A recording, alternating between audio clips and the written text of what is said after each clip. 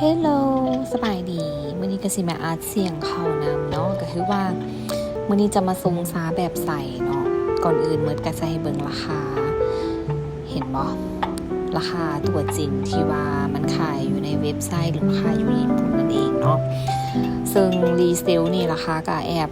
ค่อนข้างแพงเฮาก็เลยว่าต้องประหยัดกินเท่าที่มีไข่กระปุกใดแล้วก็ต้องเคี่ยวกินให้มันเมิดเนาะซึ่งว่าอายุของมันจะมีอยู่7เดือนหลังจากไข่กระปุกแล้วเนาะวิธีเก็บรักษาส่วนตัวนี่มันเก็บไว้อยู่ในตู้เย็นเนาะเก็บไว้ในซองที่เฮาบ่ค่อยได้ไปแตะต้องมันหั่นน่ะบ่แม่นฟรีเซอร์ได้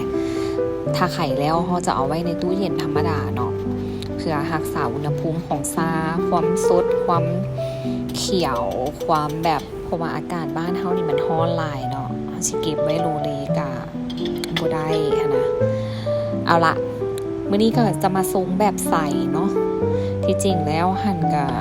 ผ่านมาทรงแต่แบบใส่นมมาตลอดใส่นมโอ๊ตมาตลอดก็ย้อนว่าแบบอยากเน้นกินง่ายแน่บ่อยากวินหัวบ่อยากเจ็บหัวนะเพราะว่ายังเป็นแม่ลูกอ่อนอยู่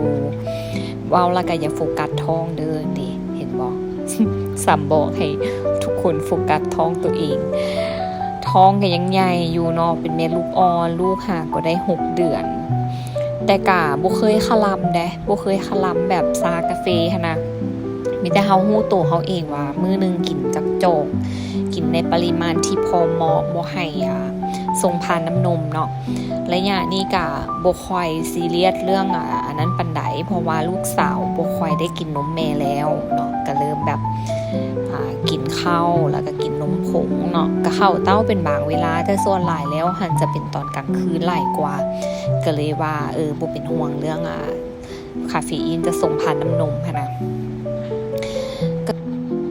เนาะเดี๋ยวนี้ก็เป็นไผก็คือว่าแบบ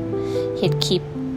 ซาเขียวลงอันนี้ก็ลองเฮ็ดลงเบิ่งเนาะพอลูกสาวก็บอกว่ามาลองเฮ็ดคอนเทนต์อีหยังลง TikTok ลองเบิ่งจะได้แก้เหงาประมาณนี้นะก็เลยลองเฮ็ดเบิ่งเดี๋ยว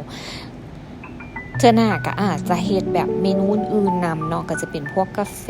เป็นขนมหรือเป็นอาหารเอาไว้ตัดต่อเก่งๆก่อนตอนนี้เริ่มเรียนตัดต่อใหม่ก็จะเป็นแบบของค่าๆแดกับมุมกล้องก็อาจจะบ่เป๊ะบ่ปังเนาะก็อาจจะน่าเบื่อเป็นบางครั้งคราวลืมเว้าถึงน้ำเนาะมื้อนี้มาลองใส่น้ำของวาลีเนาะเป็นน้ำที่มีค่า pH ก็อยากให้ทุกคนลองกินเบิ่งเด้อรู้สึกว่ามันเบา